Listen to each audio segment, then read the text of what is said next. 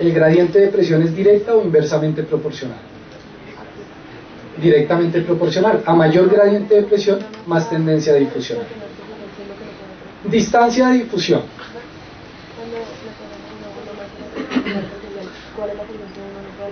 Entre más estructuras tenga que atravesar el aire, más difícil va a ser que difunda.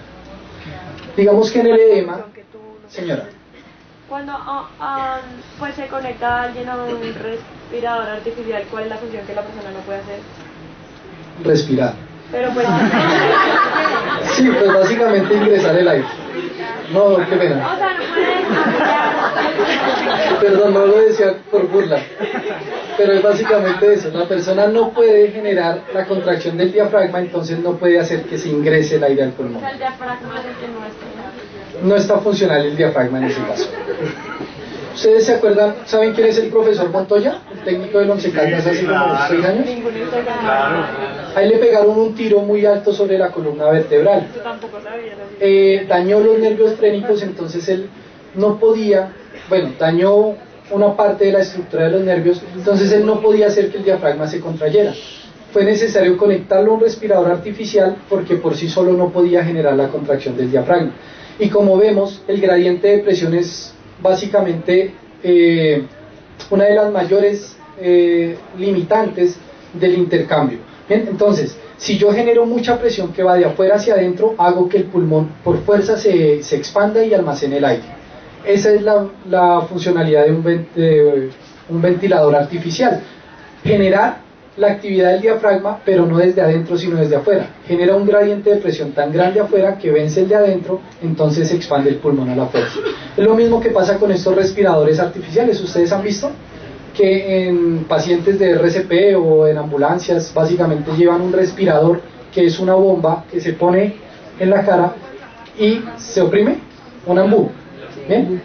Él genera una diferencia de presión, un gradiente de presión que hace que el aire ingrese.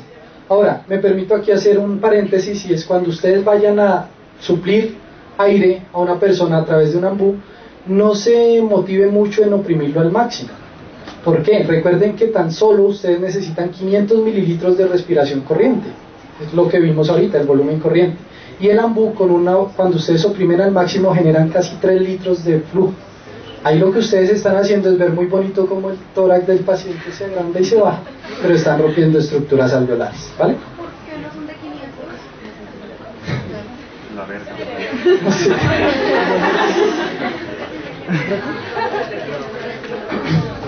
No lo sé. ¿Por qué no son de 500? No lo sé. Ok, sigamos entonces. Cuando tiene muchas estructuras por las cuales tenga que atravesar el aire, va a ser más difícil que difunda. En el edema tiene que atravesar el líquido que hay dentro del alvéolo más la membrana, bien, la membrana basal, bueno, el epitelio primero, después la membrana basal, el intersticio, luego nuevamente la membrana basal del capilar más el epitelio capilar. Muchas estructuras. ¿Sí? ¿Señora? Sí, correcto. Entonces, un aumento en la distancia de difusión es un limitante para la difusión. Aquí ya no hablamos que es directamente proporcional, sino vamos a decir que es inversamente proporcional. ¿Por qué? Porque al aumentar la distancia de difusión es mucho más difícil que difunda el gas. ¿Bien? Disminuye la capacidad difusional del gas.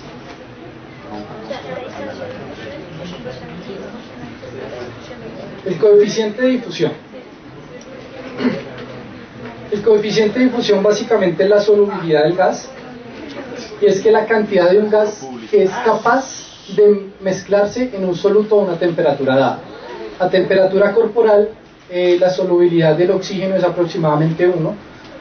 Es una solubilidad que asegura por grandes distancias que puede atravesar la membrana, que sea soluble y que pueda pasar hasta el lecho capilar para ser distribuida por la sangre. ¿Bien?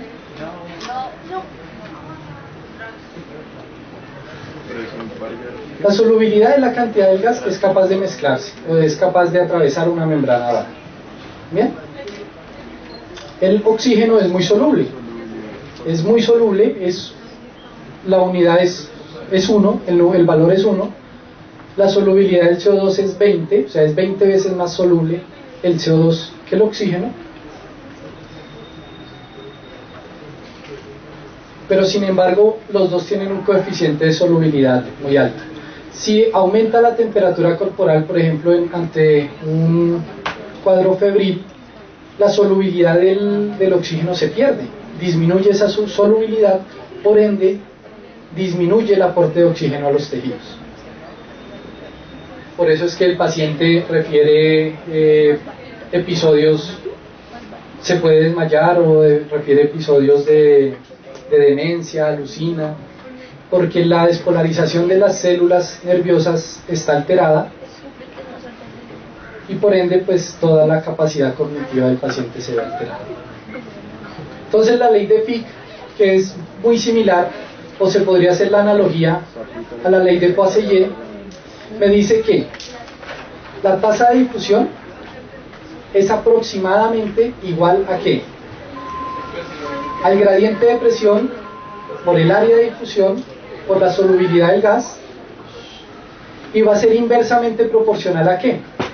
A la distancia de difusión y a la masa molecular del gas. Entonces, lo que tengo en el numerador son todos los factores que son directamente proporcionales. Chicos, lo que tengo en el numerador son todos los factores que son directamente proporcionales a la difusión, y lo que tengo en el denominador son todos los que son inversamente proporcionales. Ya dijimos que el aumento en la distancia de difusión, es decir, si aumenta la distancia de difusión, disminuye la capacidad o la tasa de difusión de ese gas. Si aumenta la masa molecular, un gas muy denso es muy difícil que difunda a través de la membrana. Y a mayor diferencia de presión y a mayor área de intercambio y a mayor solubilidad, pues mayor difusión va a haber. Igual la presentación la tienen en la plataforma. No.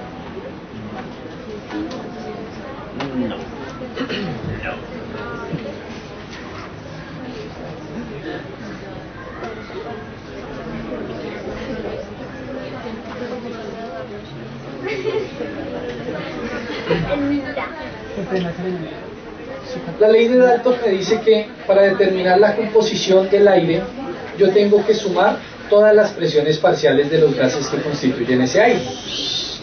¿Qué gases constituyen el aire atmosférico? Nitrógeno, oxígeno, ¿Qué porcentaje de nitrógeno? 70%. ¿Cuánto? 78. Ah, eso. ¿Qué porcentaje de oxígeno? 20. 20.9, o sea, el 21%. ¿Bien? Y de ahí en adelante podemos ver todos los otros gases constituyentes de nuestra atmósfera: el argón, el helio, el neón, metano, criptón, en fin. CO2, ¿cuál es el porcentaje de constitución del CO2? 0.04, o sea, prácticamente nada. ¿Bien? Y el vapor de agua,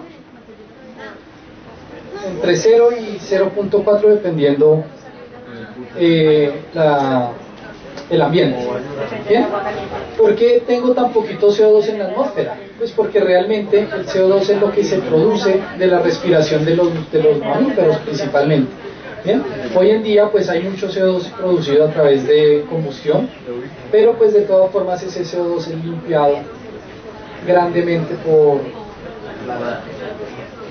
a través de procesos ambientales. ¿Bien? La sumatoria entonces de estos gases, y vamos a enfocarnos primero en el nitrógeno y en el oxígeno básicamente, que son los que son importantes para la mecánica ventilatoria, bueno, el oxígeno y el CO2. Vamos a ver entonces que cuando yo tengo una fracción, la fracción inspirada de oxígeno es 21%, sea a nivel del mar, sea en Bogotá, sea en una altitud mayor, siempre en la atmósfera va a haber el 21% de oxígeno. Entonces, aquellas personas que dicen que sobre altas altitudes hay menos oxígeno, no es cierto. Lo que pasa es que hay menos presión del oxígeno, es decir, las moléculas de oxígeno están más dispersas, es más difícil captarlas hacia el alveolo. ¿Cómo yo sé cuál es la presión de un gas determinado en la atmósfera? Pues basta con multiplicar su porcentaje por la composición total del gas de atmosférico. Entonces vamos a hacer cuál es la presión atmosférica de oxígeno a nivel del mar. Multipliquemos 760 por 0.21. ¿Cuánto les da? 350.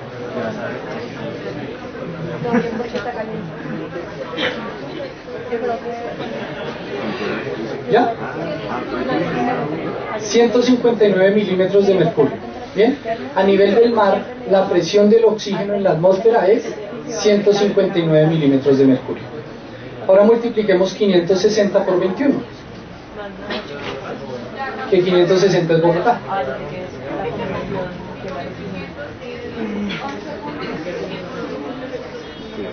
560 por 0.21.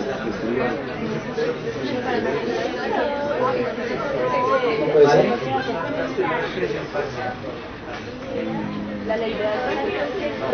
La presión barométrica en Bogotá es 560.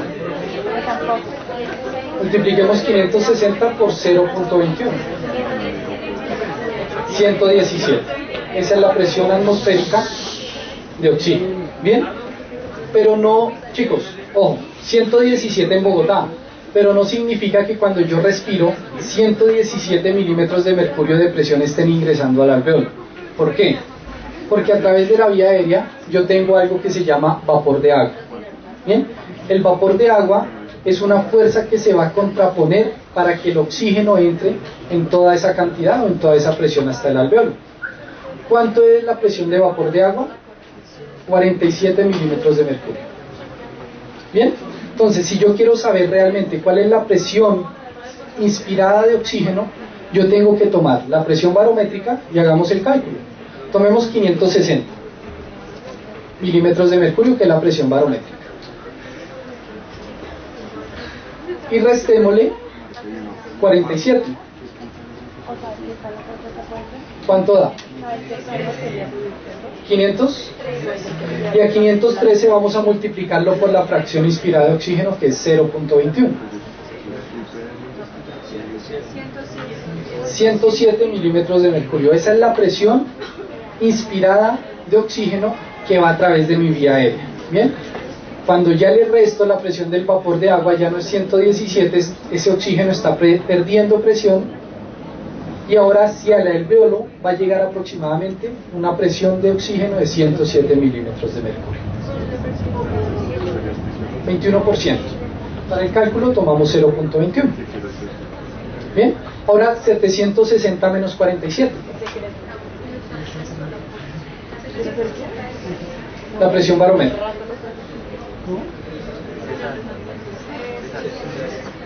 Por 0.21. 150 aproximadamente. Entonces en Bogotá la presión inspirada del oxígeno es 107 milímetros de mercurio, pero a nivel del mar aumenta la presión, es decir, hay más moléculas de oxígeno, ¿bien? Por cada respiración. Ya no es 107 sino es 150 aproximadamente. ¿Es claro para ustedes? ¿Sí? Ok, entonces continuemos. Señor. A mayor temperatura externa podría esperarse una mayor presión de vapor de agua, pero internamente se mantiene la temperatura a 37 grados. ¿Bien? Entonces no es significativa la diferencia. No, lo que nosotros tomamos en cuenta es 47 en promedio para la temperatura corporal. Bien, entonces la presión de vapor de agua es la primer caída en la presión del oxígeno en la vía respiratoria. Y aquí pues lo que nosotros tenemos acá es ver cómo se ve alterada la presión del gas cuando está en la atmósfera, cuando ingresa y está en contacto con la presión del vapor de agua, cuando llega al alveolo y finalmente en el gas expirado. Ahora, si nosotros vemos detenidamente, no es como lógico pensar que haya una presión de 104 en el alvéolo de oxígeno y en el gas expirado sea 120, porque es mayor. Esperaríamos que fuera menor, ¿cierto? Porque si yo ingreso oxígeno es para consumirlo y hay un proceso de difusión que disminuye la presión. Ahora, ¿quién puede decir algo por qué la presión en el alvéolo es menor que la presión en el gas expirado en cuanto al oxígeno?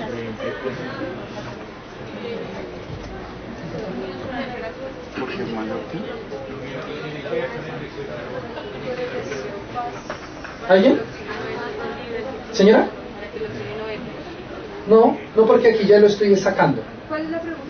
La pregunta es por qué en el alvéolo hay 104 milímetros de mercurio de presión de oxígeno y en el gas expirado es mayor esa presión. ¿No? ¿No? Miren la lógica. En el alvéolo se almacena el oxígeno para hacer la difusión hacia el capilar, ¿verdad? ¿Sí? Ahora, si yo tengo 100 o 105 de presión en el alvéolo, ¿por qué cuando yo exhalo tengo más presión de oxígeno? Porque está usando No. la Por la reserva, humedad. está botando la reserva, ¿cómo se llama eso? La reserva no se La reserva nunca sale. Por la humedad. Por la humedad, ¿no? ¿Señora? No, porque esto no es patológico. Esto es...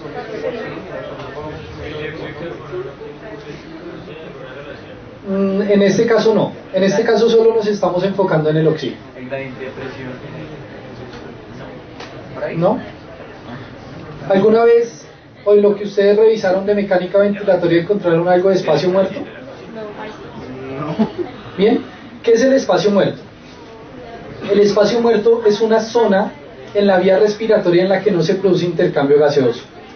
Bien, yo tengo dos espacios muertos, uno anatómico, que es en la vía aérea, y uno fisiológico, que es lo de la vía aérea, más unas condiciones en la conexión alveolo-capilar, en la cual no se produce difusión. Bien, cuando yo inhalo, mucho de ese gas, de ese oxígeno, queda en el espacio muerto. Cuando yo exhalo, estoy sacando ese oxígeno que quedó ahí en el espacio muerto. Es decir, en otras palabras, todo el oxígeno que yo inhalo no llega al alvéolo, se queda una gran parte en el espacio muerto.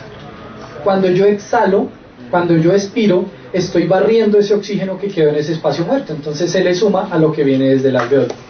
Por eso es mayor lo que yo exhalo que lo que yo inhalo, en presión. ¿Sí? ¿Cómo hago yo para calcular cuál es la presión? Bueno, ya calculamos la presión inspirada, que es la presión barométrica, menos la presión de vapor de agua, y todo eso multiplicado por la fracción inspirada de oxígeno, que fue el cálculo que hicimos ahorita. ¿Bien? Que está aquí indicado para la ciudad de Bogotá, 107. Ahora, ¿yo cómo calculo cuál es la presión que hay en el alvéolo? ¿Cuál es la presión del oxígeno que me llega al alvéolo? Pues yo tomo la presión del gas que estoy inspirando, que sería esta, pero a eso tengo que restarle ahora la presencia del CO2. ¿Bien? El CO2 está ocupando un espacio que tendría que ocupar el oxígeno. Entonces, si hay mucha presión de CO2, eso quita espacio para que se almacene el oxígeno. ¿Cómo yo puedo calcular la presión alveolar de oxígeno? Cuando ustedes vean la A mayúscula es alveolar, cuando vean la A minúscula es arterial. ¿Bien? Yo tomo la presión inspirada de oxígeno, que la calculé previamente, y le resto la presión arterial de CO2. Ok, alveolar de CO2, pero la presión alveolar y arterial de CO2 es igual, es 40 milímetros de mercurio. ¿Bien? Yo tomo la presión inspirada de oxígeno, que la calculé acá, 107, ¿sí? Y a eso le voy a restar la presión alveolar de CO2, ¿bien? Que es aproximadamente 40. Hagamos el cálculo, tomemos 107 y restémosle 40 milímetros de mercurio. ¿Cuánto da?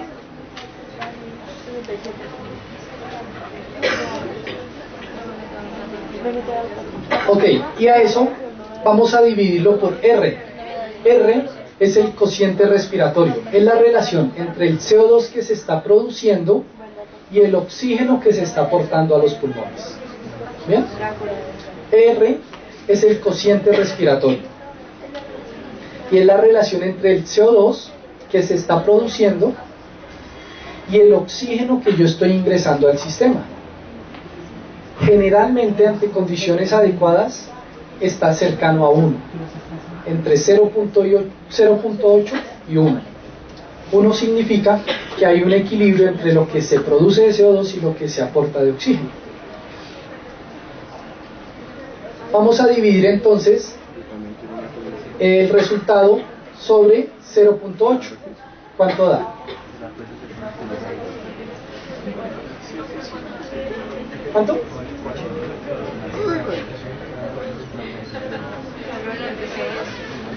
Ok, F ¿qué es? F es una constante y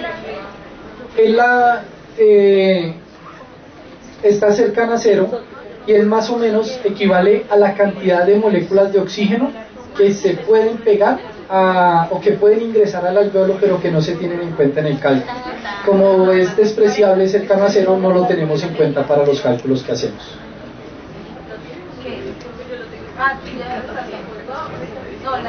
¿Ya? ¿Ya dividieron? 107 menos 40 dividido 0.8, ¿cuánto da? 83. Entonces vamos a decir que la presión alveolar de oxígeno a nivel de Bogotá aproximadamente es 83 milímetros de mercurio. Bien, si lo estuviéramos calculando con la presión barométrica a nivel del mar, estaría cercano a 100, 105 más o menos.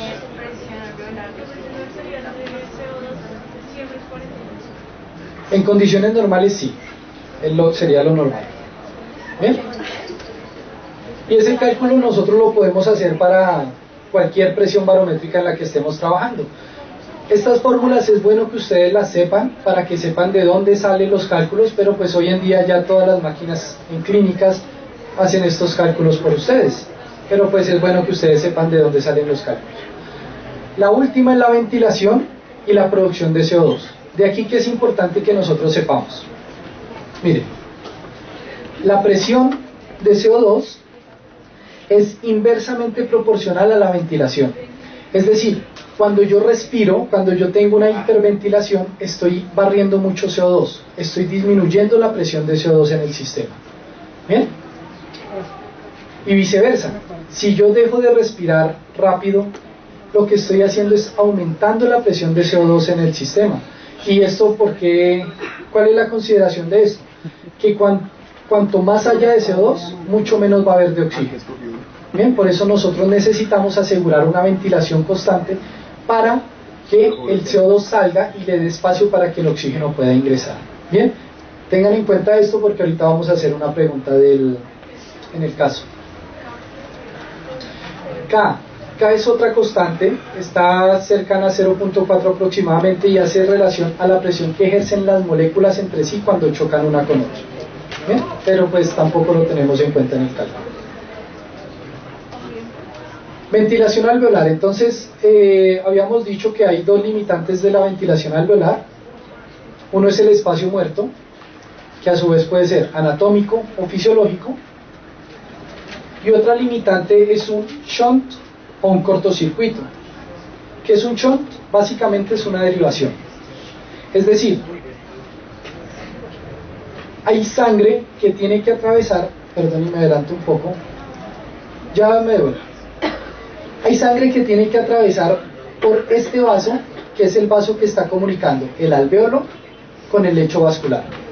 Bien, toda la sangre tendría que atravesar por acá, pero yo tengo unos cortocircuitos en el sistema, son fisiológicos, que hacen que una cantidad de esa sangre total que tendría que atravesar por acá se desvíe y atraviese por una rama alterna. Al atravesar por acá, nunca entró en contacto con el alvéolo, por ende nunca se cargó de oxígeno. ¿Sí me hago entender? Entonces, ahí disminuye la presión arterial del oxígeno. ¿Por qué? Porque finalmente esta sangre que nunca se cargó de oxígeno va a irse a mezclar con la sangre que sí se cargó de oxígeno. Miren, a la circulación total. Y entonces pues eso va a disminuir el porcentaje de sangre que viene completamente saturada del oxígeno. Eso es un limitante de la ventilación alveolar. ¿Sí? Básicamente, ¿qué es? Es un espacio que está muy bien irrigado, ¿bien? Como lo vemos acá, es un espacio perfundido, pero es un espacio que no está ventilado, es un espacio donde no hay moléculas de oxígeno que puedan hacer procesos de difusión. El volumen minuto, ¿qué es el volumen minuto? Pues es la cantidad de oxígeno que ingresa a mi pulmón o la cantidad de gas, de forma general, del aire que ingresa. ¿Cómo se calcula? El volumen corriente multiplicado por la frecuencia respiratoria. Sería algo análogo al gasto cardíaco, que sería el volumen de eyección por la frecuencia cardíaca.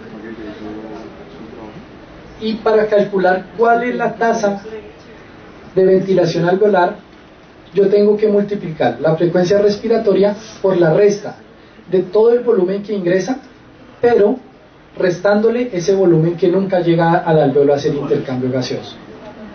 ¿Sí? La ventilación alveolar, la tasa de ventilación alveolar, entonces, para calcularla, voy a tener en cuenta ese gas que nunca ingresó al alveolo.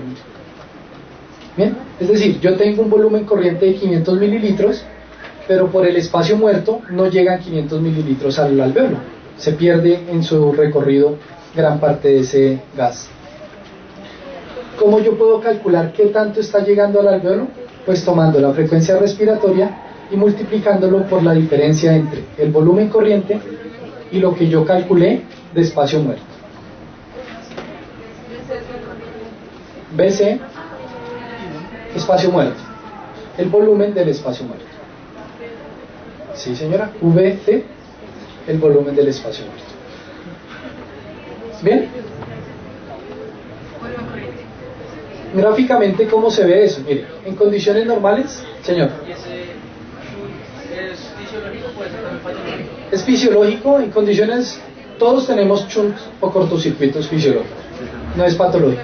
Pero hay algunas patologías que ocasionan un shunt, ¿bien? Una obstrucción en la vía aérea, es decir, sigue perfundido el espacio, como acá, mire, por aquí fluye sangre, este es el vaso, pero hay alguna obstrucción en la vía aérea, es decir, está perfundido, pero no está ventilado. Esto ya no es fisiológico.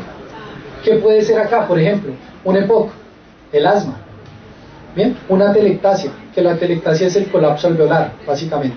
Se cerró ese alveolo, por nada se ha podido ensanchar, entonces, a pesar de que tiene irrigación sanguínea, no tiene ventilación, entonces se produce un cortocircuito. Y el espacio muerto es diferente, miren, el espacio muerto básicamente es que sí está ventilado, pero el flujo sanguíneo es el que está obstruido. O sea, es un espacio ventilado, no perfundido, y el shunt es lo contrario, no está ventilado, pero sí está perfundido. Acá sí, este generalmente es patológico. O sea, este ejemplo acá es patológico. Hay un tromboembolismo pulmonar, por alguna razón, un émbolo que viajó hasta el lecho vascular pulmonar, tapó el capilar y por ahí ya no fluye sangre. ¿Bien? ¿Qué pasa acá? La presión de oxígeno es muy alta porque yo estoy ventilando ese espacio. Es decir, la presión de oxígeno aquí tiende a aumentar. ¿Bien? ¿Por qué tiende a aumentar? Porque lo estoy ventilando y no lo estoy gastando. Es decir, se queda en el alveolo. No está perfundido en el espacio muerto. ¿Bien? Y no está ventilado en el shunt o cortocircuito. Sí, en el espacio muerto hay aumento de la presión de oxígeno. Entonces en el shunt, ¿qué se verá aumentado? Si aquí se ve aumentado el oxígeno, aquí ¿qué se ve aumentado? El CO2, ¿cierto? ¿Por qué? Porque no hay un espacio por el cual él pueda salir. Señora. Ninguno. ¿Bien? ¿Vamos bien? ¿Muy complicado? Tienen que leer y repasar, chicos, para que se queden un poco más con los términos. ¿Bien? No nos va a dar tiempo para desarrollar los casos. Revísenlo ustedes y con lo que vimos hoy, pues intenten hacer el desarrollo de los casos. ¿Bien? En cuanto a la ventilación y la perfusión, ¿qué decimos? Ya terminamos. En cuanto a la ventilación y la perfusión, ¿qué decimos? Una relación 1 a 1 sería lo ideal, es decir, una relación en la que se asegure una buena ventilación y una buena perfusión sería lo ideal. ¿Dónde en el pulmón se da ese espacio ideal? Aproximadamente en la tercera costilla. Miren. Digamos que aquí tenemos la base del pulmón hacia el punto de origen de esta gráfica, en la base del pulmón, y hacia este punto es el ápice, la parte más superior del pulmón. ¿Bien? Esto sería la costilla 1, 2, 3, 4 y demás. ¿Dónde se produce la mejor relación ventilación-perfusión? Cerca a la tercera costilla. Cerca a la tercera, cuarta costilla, en ese espacio amarillo que veíamos nosotros en la diapositiva al inicio. ¿Bien? Ahí es donde se produce la mejor ventilación, la mejor relación ventilación-perfusión. ¿Qué pasa en los ápices? ¿Qué pasa en la parte superior del pulmón? Miren, la perfusión, ¿qué pasa? Cae, ¿cierto? Es muy baja. Y la ventilación, a pesar de que cae un poquito, pues se mantiene casi estable porque es una línea muy horizontal. ¿Bien? Aquí yo, ¿qué tendría? ¿Qué consideración tendría ahí? ¿Un shunt o un cortocircuito?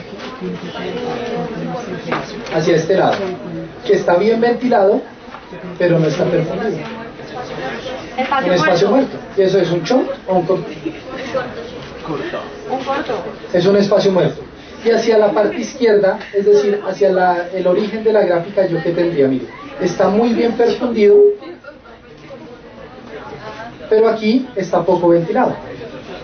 Eso sí es un shunt, ¿cierto? Está muy bien perfundido, pero la ventilación allí no es muy buena. ¿Bien? Por eso nosotros decimos que hacia la parte central es donde mejor relación ventilación-perfusión va a estar dada. Por eso cuando ustedes tengan un paciente con dificultad respiratoria, no lo acuesten. Una persona que tenga dificultad respiratoria, no lo acuesten, siéntenlo.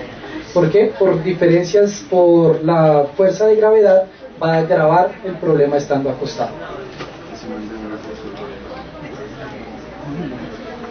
¿Listo, muchachos? ¿Alguna pregunta? Entonces revisen el caso si quieren. Si tienen alguna pregunta me pueden escribir al correo o me buscan en la oficina. ¿Listo?